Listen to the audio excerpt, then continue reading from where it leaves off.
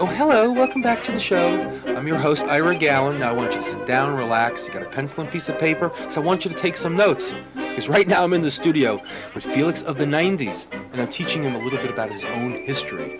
And one beautifully documented by one of this country's leading filmmakers and film historians, John Canemaker. Researching the history of animation, meeting these pioneers, and everybody I met in those early days said that you have to meet Otto Mesmer because he really created Felix the cat. And I said, well, I thought it was Pat Sullivan because his name is the only one that appears on the films. They said, no, it was really Otto. His book, Felix, The Twisted Tale of the World's Most Famous Cat. And definitely must-reading for anybody interested in the birth of animation. One of the first cartoon characters to fully capture the imagination of the public. Now, I know a lot of you believe that Felix's career began in the 1950s with this little bag of tricks. Well, it didn't. It began with this gentleman right here in the silent film era. Sullivan and Mesmer had done a series of Charlie Chaplin cartoons around 1916. This is 3 years before Felix comes on the scene. And they put everything they knew about Chaplin in terms of their mannerisms and the eye movements and all of that into the character of Felix after he came along. That sort of wonderful, eloquent body language and pantomime quality was all based on studying Chaplin's films and his still photographs and then putting it into the cat.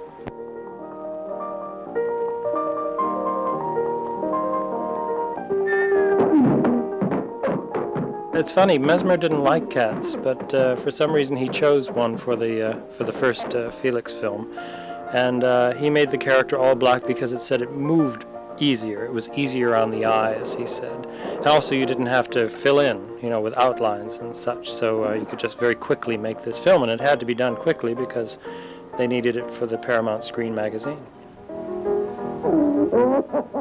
It was very, very square and boxy in the first few films. It wasn't until 1924 that the rounded Felix that we know came about.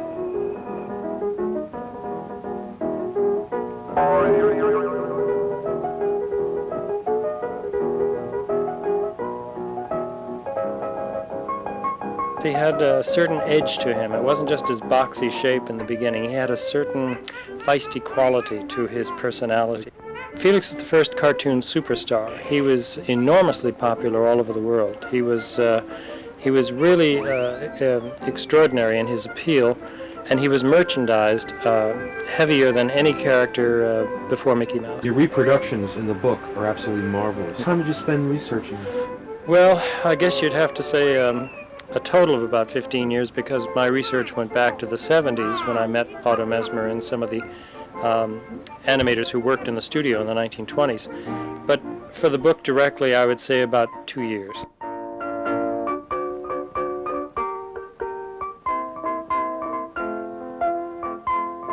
But he was the first character in a series with a personality, a definite personality.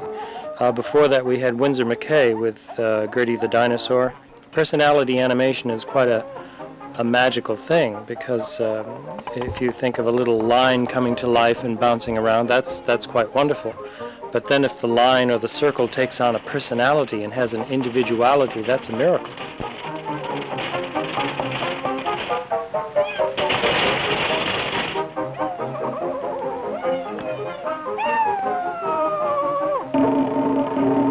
Communicated directly with the audience, and he did it through eye movement, eye contact. He was always trying to bring you into the situation. He'd say, now watch this, or he might say, I've got an idea, and they'd get the idea, eureka. And when he was angry, he was very definite about that too. The most famous mannerism was his walking back and forth with his hands behind his back, thinking. This is what's important about Felix. He was a thinking character. He thought before he acted. He just wasn't a mindless action character running from one thing to another. He'd think about it, he'd bring you into it, he'd consider the problem, and then he'd find the perfect solution.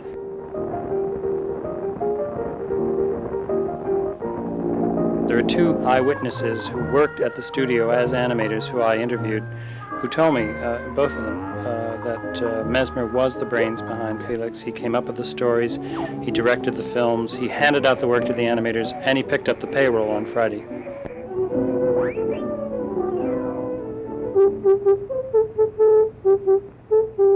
One of the guest animators was a man named Bill Nolan. He had a reputation for making animation easy to do. He found that the angular snout on Felix was difficult to draw, particularly because you have to move it in perspective. So he decided to just eliminate the snout, and we ended up with the rounded Felix that we're familiar with. Felix is a silent character, should have and did remain silent. I think that he didn't get into the sound era because Pat Sullivan didn't know how to approach sound. I think Sullivan was alcoholic, and this affected his entire life, his decisions, personal as well as business. And so he didn't really know how to deal with sound when it came in with such force when Disney came on the scene in 1928. Mesmer, I don't think he knew how to deal with it in his own way either, and so when they finally did slap some sound onto some of the Felix films, it wasn't as good as Disney. Disney was very tight in the synchronization, and things moved on the beat, and the sounds seemed to be coming from the characters and whatever. So Disney sort of took over at that point, and then Felix kind of goes down the drain. But I believe that the early black and white Felixes of the silent era are perfect as they are. They should, perhaps Mesmer as an artist knew, in himself that there was no way he was going to be able to improve on those, that sound and color would only diminish Felix rather than enhancing him.